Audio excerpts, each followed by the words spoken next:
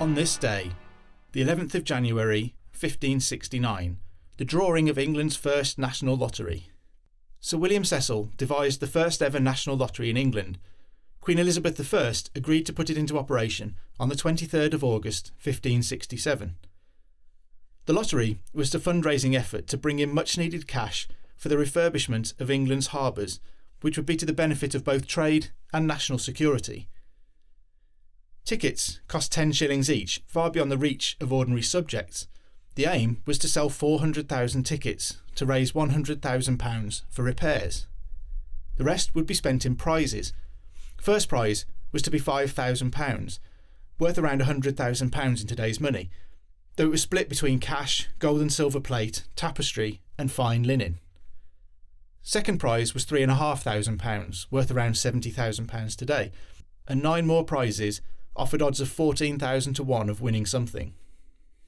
It proved unappealing to most.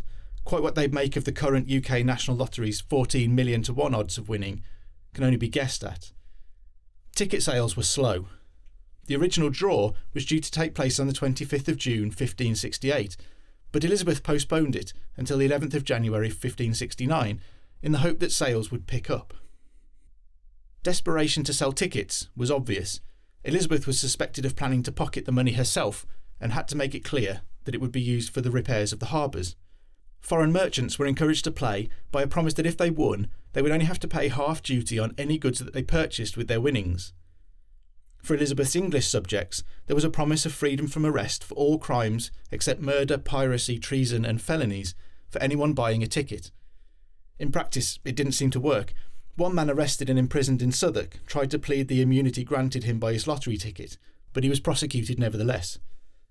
In the end, less than 34,000 tickets were sold. The draw took place in a rickety wooden building outside St Paul's Cathedral. It was a bit of a mess, the building and the draw.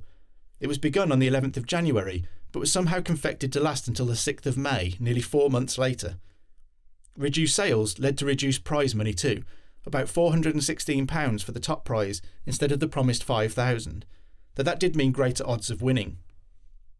The lottery wasn't a success, and Elizabeth never tried the idea again. The National Lottery didn't start running in the UK until 1994, and it's still going a quarter of a century later. Even with the much worse odds of winning, it's doing better than the first one did.